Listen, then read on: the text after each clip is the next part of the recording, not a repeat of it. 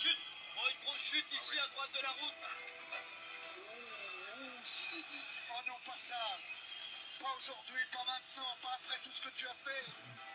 Allez. Camille Chapuis, comme un gros, comme un champion de France. Allez. Il va le faire, il va le faire. Il va faire vaincre Rakil au championnat du monde de Paris. On y attaque de Villarmont, ça peut sauver. Je crois qu'après avoir vu ça, on peut mourir tranquille. Enfin, Salut Ludovic. possible, mais on peut. Ah, c'est super. Et ben bonsoir à toutes et à tous, bienvenue sur Sport 39, très heureux de vous retrouver pour notre émission hebdomadaire. Alors ce soir on voulait faire un petit focus, une petite antenne ouverte, libre antenne comme on dit dans le jargon, pour évoquer le championnat de Régional 1 de foot. J'ai suivi la corrida, effectivement, ce week-end c'était la deuxième ou troisième édition de la corrida de Lons, ça a très bien marché d'ailleurs, ce sera l'occasion d'en reparler prochainement, mais ce soir on voulait parler football parce que ça fait longtemps qu'on n'avait pas fait, et on faisait le constat ce matin avec mon ami Baptiste du Progrès, que les clubs jurassiens, ça allait pas trop fort en règle générale dans le championnat de Régional 1. Alors, on l'a pas évoqué, bien sûr, en National 2 avec Jura Sud qui se débrouille plutôt pas mal sur vu le budget, et National 3 avec Jura Delois qui voilà, déçoit un petit peu ces derniers temps alors qu'ils étaient plutôt pas mal. On espère que ça va revenir sur la course à la montée, mais ça semble un petit peu mal parti. Alors, c'est un petit peu dommage. Et ce soir, on voulait du coup faire un petit focus sur la Régionale 1. Parce que il y a du bon, mais il y a aussi du mauvais. Il y a beaucoup d'inquiétudes pour les clubs jurassiens, donc on va faire un petit focus. N'hésitez pas d'ailleurs à poser des commentaires, à poser des questions, à réagir si vous avez des informations à me donner. Si vous souhaitez intervenir dans le live, n'hésitez pas, ça va durer entre 15 et 20 minutes. Et puis comme ça, on va pouvoir débriefer tout ça. Juste avant de commencer, je voulais juste rendre hommage à un jeune rugbyman, Enzo Pelletier, qui est malheureusement décédé la semaine dernière d'un accident de la route. Cette disparition a touché beaucoup de gens, ça c'est sûr. C'est triste et c'est vrai que ce soir, je vais lui dédier cette émission à Enzo, à toute sa famille et à tous les proches. Tous les proches du CSL Lons et à toute la famille de l'Ovalie qui doit souffrir quand même fortement de cette disparition. En tout cas, pour revenir sur le terrain, et je pense que Enzo adorait être sur le terrain, première poule, la poule B de Régional 1. Déjà la bonne nouvelle, c'est Champagnole qui est en tête de la poule avec 10 victoires en 13 matchs. Ils ont fait un match nul ce week-end du côté de Jura Sud B, la réserve. Donc c'est vrai que bon, on aurait pu espérer mieux, un partout. Pourtant ils sont toujours premiers. Ils ont 5 points d'avance sur Dijon. Donc ça c'est plutôt bien. C'est vraiment la satisfaction de cette saison côté jurassien. Alors je vais voir parce qu'il y a un commentaire, Laetitia Giroud. Je pense que c'est une erreur, je pense, Laetitia. Je ne sais pas si tu veux faire partie ou pas de la vidéo. Mais en tout cas, on parlait de Champagnole. Je disais que Champagnole réalise une superbe saison. Un partout, par contre, ce week-end du côté du Jura Sud. Et la mauvaise nouvelle pour eux, j'ai vu ça, et je pense que vous le savez, c'est le départ de leur attaquant, Florent Abel, qui était anciennement à Lons, qui était à Champagnole, qui part pour des raisons professionnelles. Alors c'est vrai que c'est un super buteur, une belle pioche qu'ils avaient trouvée à Champagnole, donc c'est dommage pour eux. J'espère qu'ils vont faire front et qu'ils vont réussir quand même à bien finir ce championnat. C'est vrai qu'il reste, il reste quand même pas mal de matchs. Il y a 22 matchs, on a 13 matchs, donc il reste 9 matchs, donc il y a pas mal de chemin encore à accomplir pour eux. Mais en tout cas, ils sont sur la bonne voie, donc ça c'est plutôt le point positif de cette poule B. Ensuite, je vais juste switcher sur la poule C de Régional 1 parce qu'on a un autre club jurassien, c'est la réserve de Jura Delois. Là, ils sont sixième de la poule avec 7 victoires en 13 matchs. Ils ont un match de retard sur Audincourt qui a le même nombre de points, qui est juste 5e. Donc s'ils gagnent, ils peuvent même repasser 4e. Donc c'est vrai, pour une réserve, c'est plutôt pas mal, sachant que c'est dans une poule avec encore des clubs du Doubs. C'est quand même, il y a Morteau, il y a la réserve du Racing, Grand Villard, donc il y a quand même des clubs assez costauds de ce côté-là. Donc plutôt bien joué de la part de la réserve deloise.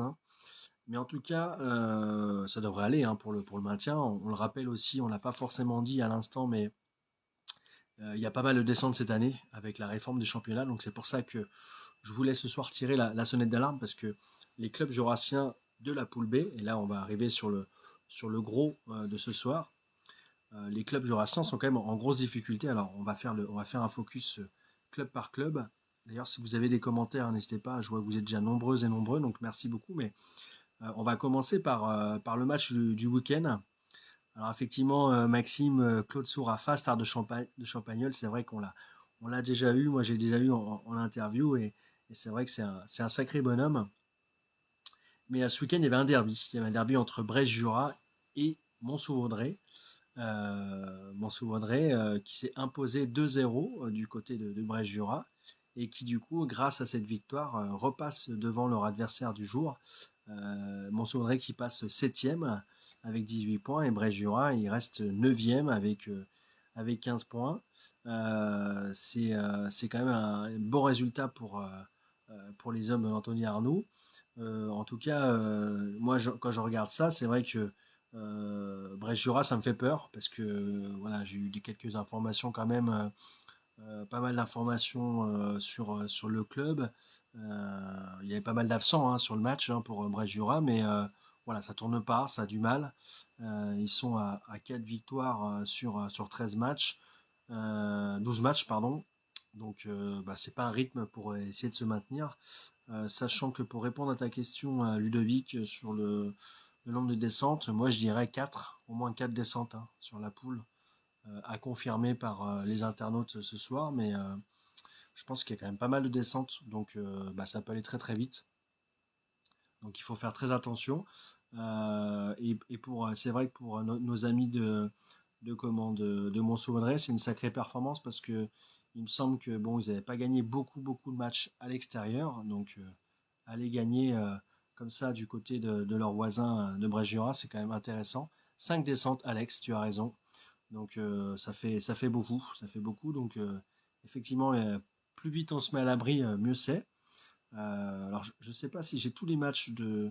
Je vais essayer de regarder tous les matchs de Monceau-Vaudrey, mais je crois qu'ils n'avaient pas gagné quand même beaucoup de rencontres à l'extérieur. Donc c'est quand même une sacrée performance de leur part. Mais en tout cas, voilà, ça c'est pris pour eux. Et pour les autres clubs, on parlait justement de Brest-Jura.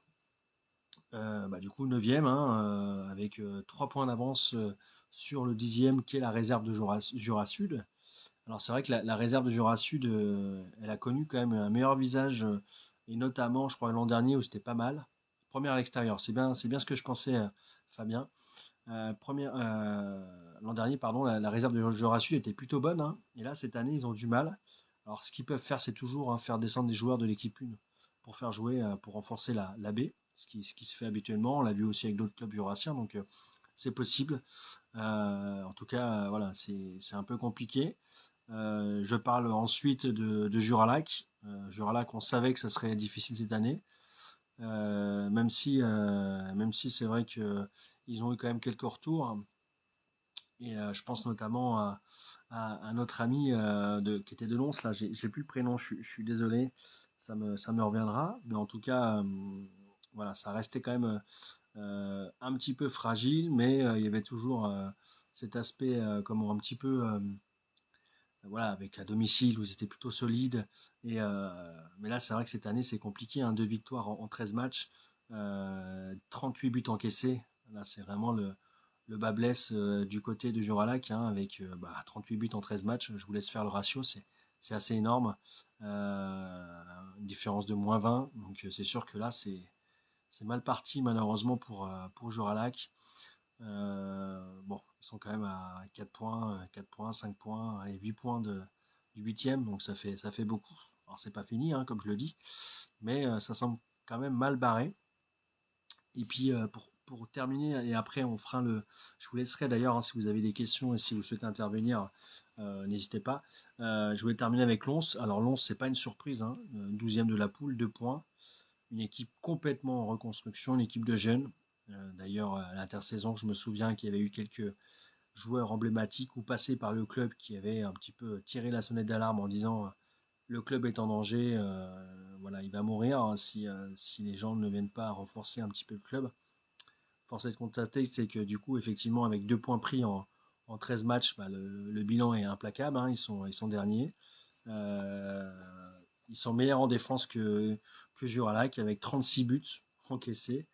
Par contre, ils marquent pas. Hein, 8 buts en 13 matchs, bah, voilà, ça fait pas le taf. Alors, c'est sûr que par contre, ce week-end, ils ont quand même réussi à faire un match nul, je crois. Donc, il y a quand même des motifs de satisfaction pour cette équipe, mais bon, bah, ça reste quand même très, très fragile. Et puis, bah, ça avance pas. Donc, forcément, quand on est une équipe qui est censée essayer de grappiller pardon, des points tous les week-ends pour essayer de se maintenir, bah là, ça avance pas. Et je pense que même si ils ont toute la volonté du monde, je pense que malheureusement, leur sort est déjà acté pour la Régionale 2 l'an prochain.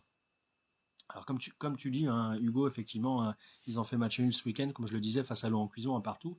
Ils font avec leurs moyens. Voilà, après, malheureusement, ça sent quand même la relégation. Alors, Juralac, ils ont perdu 3-1 ce week-end à domicile face à Saint-Apollinaire. Et sur les autres résultats, je les ai déjà donnés pour les clubs jurassiens. Donc, on va juste regarder ensemble la prochaine journée qui va nous concocter d'ailleurs un autre derby avec Champagnole qui va recevoir Juralac. Alors, j'espère ça va être un sacré match. Juralac aura des choses à se faire pardonner après leur défaite à domicile. Ils vont vouloir accrocher Champagnole à domicile. Ça va être une sacrée opposition. Et puis, c'est vrai que Brest-Jura se déplace du côté de Faux-Vernay. Match toujours compliqué. Faux-Vernay qui est quatrième. Et pour terminer avec les 2 autres clubs jurassiens, Jura Sud se déplace du côté de Dijon, hein, qui est deuxième au championnat, et Mont-sous-Vaudrey qui va accueillir la réserve de Mâcon, effectivement, l'UF Mâconnais. Pareil, huitième, je crois, juste derrière eux. Donc c'est un match très très important. Je pense que c'est essentiel qu'ils gagnent ce week-end pour Mont-sous-Vaudrey. Donc voilà un petit peu le constat, toutes les équipes. Je ne sais pas ce que vous en pensez. Moi, en tout cas, ça me fait peur parce que quand je vois les classements, je ne veux pas être pessimiste entre nous, mais je sens quand même bah, déjà 4 descentes, c'est sûr, de clubs jurassiens. J'espère pas, mais en tout cas, c'est mal parti et peut-être 5. Donc voilà, on espère, on croise les doigts. Ça montre aussi que malheureusement, les clubs jurassiens n'ont pas forcément le niveau de Régional 1 ou que le niveau s'est renforcé et que du coup, avec la refonte du championnat va faire que bah, peut-être que la Régionale 2 sera la place de la plupart des clubs jurassiens. Alors c'est un petit peu dommage qu'on voit par exemple Brest-Jura qui a quand même des moyens, bah, ils sont incapables de jouer plus haut. Ça montre aussi peut-être l'état d'esprit des joueurs qui recrutent. Hein. Peut-être ce sont des joueurs bah, qui viennent mais qui ne mouillent pas forcément plus ça que le maillot et du coup ça prend pas. Après je mettrai à part les autres clubs je pense. Parce que c'est pas les mêmes conditions. Je pense notamment à Jura Sud où c'est la réserve. Jura-Lac, on l'a dit tout à l'heure, avec Lons également, donc c'est des profils un petit peu différents. Je pense que je mettrais quand même une petite pièce sur Mont-sous-Vaudrey si je devais en sauver un, entre guillemets, en la faisant un petit peu à la Koh-Lanta, mais je pense qu'ils ont le groupe en tout cas pour essayer de se maintenir. Alors c'est sans dénigrer les autres, bien évidemment, mais je pense qu'il y a quelque chose de plus dans leur groupe que les autres. Voilà. Alors j'ai terminé sur la partie décryptage. Je vois que j'ai fait 13 minutes.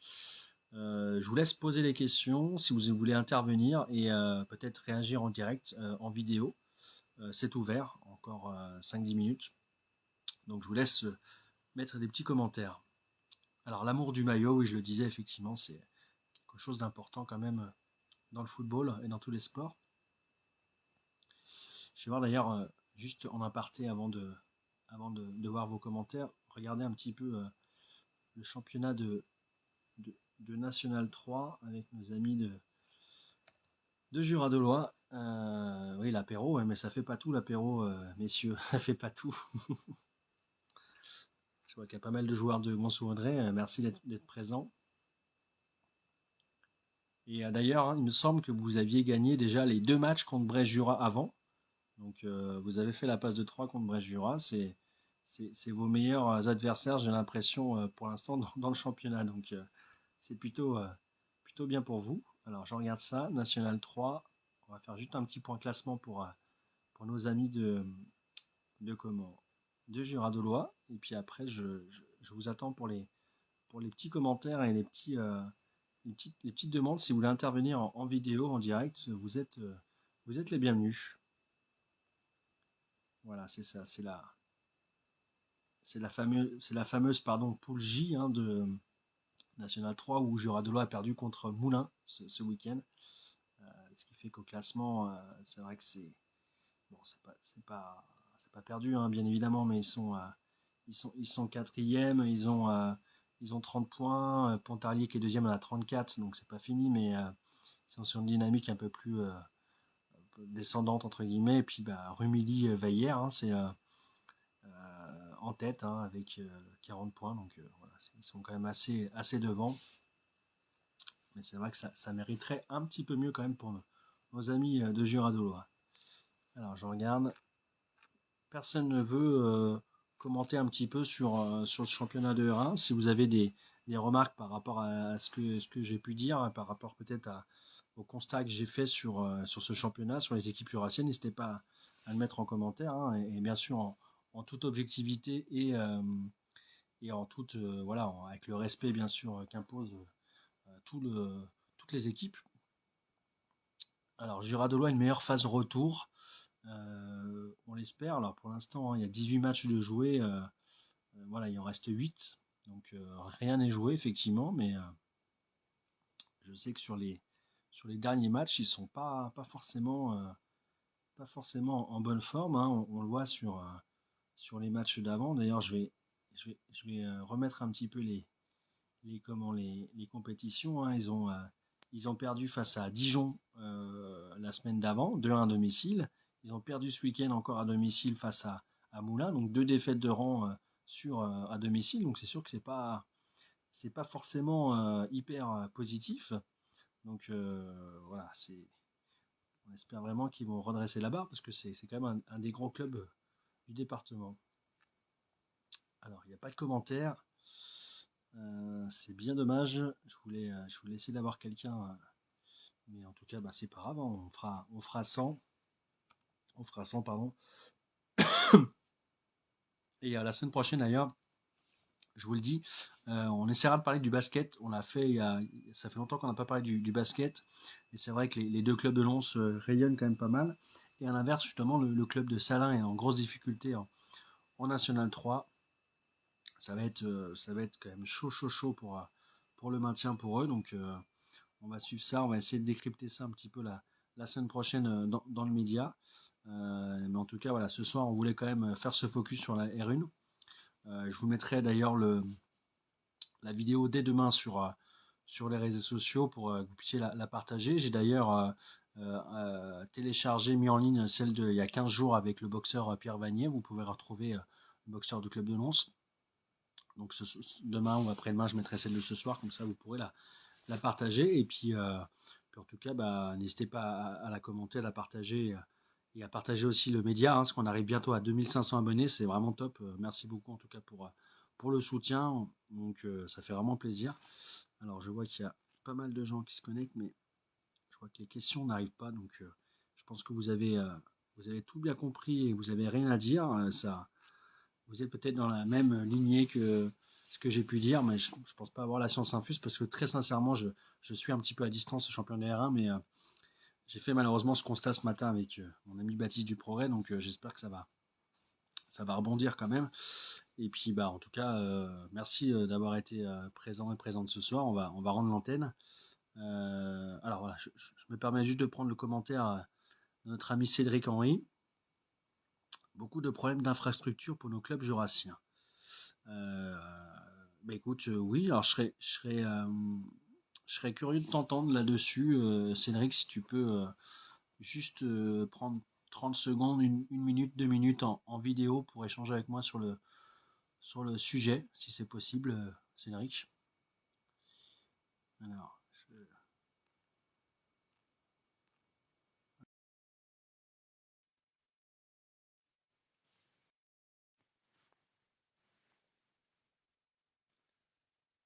en espérant. Alors.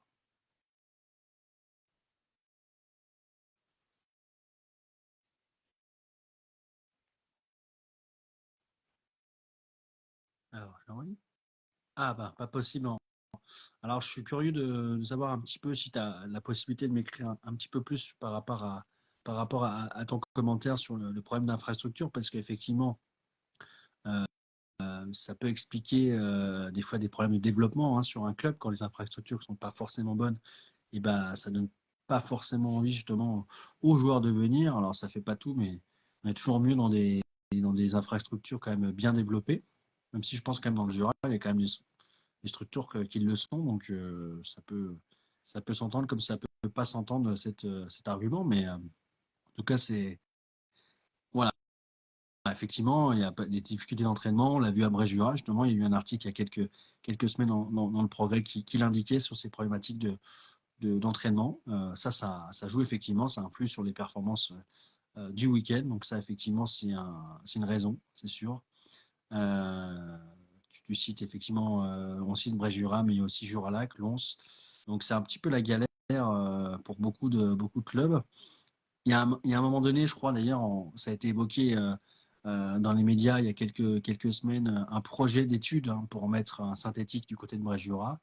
Je crois que la communauté de communes avait d'abord dit oui et ensuite est revenue sur sa décision pour lancer les études. Je pense que ce serait quand même la bonne solution pour Bréjura et peut-être pour d'autres clubs aussi qui veulent avoir un terrain plutôt correct tout au long de la saison. Donc ça peut être la solution. Alors effectivement, ça coûte cher, mais je pense qu'il faut quand même passer par là pour pouvoir ensuite perdurer dans le temps. Je vois d'ailleurs du côté de Poligny, hein, le synthétique. Alors il date, hein, et malheureusement, je pense qu'il devrait être refait, mais à l'époque, je pense que ça les a quand même bien sauvés.